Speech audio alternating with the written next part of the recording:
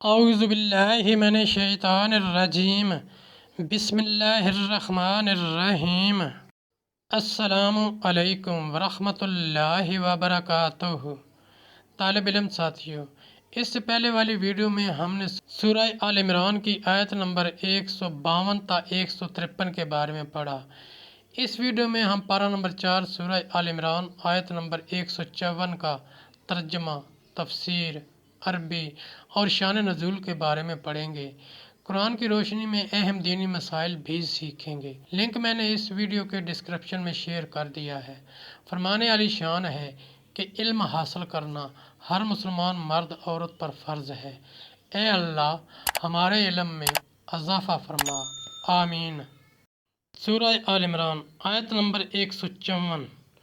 ثم انزل علیکم من بعد الغم امنۃ نعاسا یغشی طائفۃ منکم وطائفۃ قد اہمتہم انفسہم یظنون باللہ غیر الحق ظن الجاہلیہ یقولون هل لنا من الامر من شیء قل ان الامر كله لله یخفون فی انفسهم ما لا یبدون لک یقولون لو کان لنا من الامر شیء ما قتلنا هاہنا قل لو کنتم فی بیوتکم لبرز الذین کتب علیہم القتل الی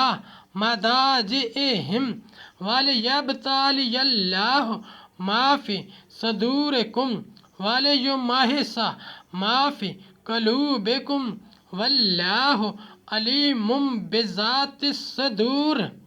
ترجمہ: پھر تم پر غم کے بعد چین کی نیند اتاری کہ تمہاری ایک جماعت کو گھیرے تھی اور ایک گروہ کو اپنی جان کی پڑی تھی۔ اللہ پر بے جا گمان کرتے تھے، جاہلیت کے سے گمان کہتے، کیا اس کام میں کچھ ہمارا بھی اختیار ہے؟ تم فرما دو کہ اختیار تو سارا اللہ کا ہے۔ اپنے دلوں میں چھپاتے ہیں جو تم پر ظاہر نہیں کرتے، کہتے ہیں ہمارا کچھ بس ہوتا تو ہم یہاں نہ مارے جاتے۔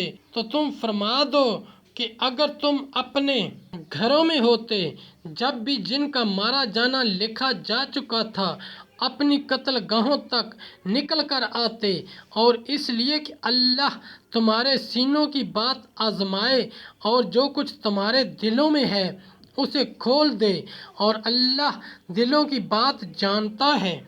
تفسیر اور شان نزول: جو رعب و خوف دلوں میں تھا اس کو اللہ تعالیٰ نے دور کیا اور امن و راحت کے ساتھ ان پر نیند اتاری، یہاں تک کہ مسلمانوں کو غنودگی آ گئی اور نیند نے ان پر غلبہ کیا۔ حضرت ابو طلحہ فرماتے ہیں کہ روز احد نیند ہم پر چھا گئی، ہم میدان میں تھے، تلوار ہمارے ہاتھ سے چھوٹ جاتی تھی، پھر اٹھاتے تھے، پھر چھوٹ جاتی تھی، اور وہ جماعت مومنین صادق الایمان کی تھی جو منافق تھے اور وہ خوف سے پریشان تھے۔ اللہ تعالیٰ نے وہاں مومنین کو منافقین سے اس طرح ممتاز کیا تھا کہ مومنین پر تو امن و اطمینان کی نیند کا غلبہ تھا، اور منافقین خوف و ہراس میں اپنی جانوں کے خوف سے پریشان تھے۔ اور یہ آیت عظیمہ اور معجزہ باہرہ تھی۔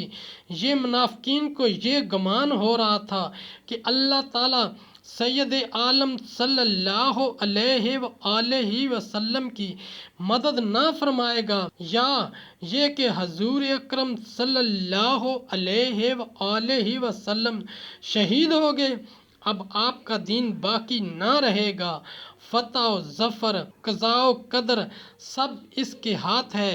منافقین اپنا کفر اور وعدہ الہی میں اپنا متردد ہونا اور جہاد میں مسلمانوں کے ساتھ چلے آنے پر متصف ہونا، اور ہمیں سمجھ ہوتی تو ہم گھر سے نہ نکلتے، مسلمانوں کے ساتھ اہل مکہ سے لڑائی کے لیے نہ آتے اور ہمارے سردار نہ مارے جاتے۔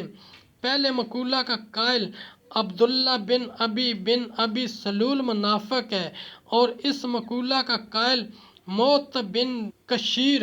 اور گھروں میں بیٹھ رہنا کچھ کام نہ آتا، کیونکہ قضاء و قدر کے سامنے تدبیر و حیلہ بیکار ہے۔ اخلاص یا نفاق اس سے کچھ چھپا نہیں، اور یہ آزمائش دوسروں کو خبردار کرنے کے لیے ہے۔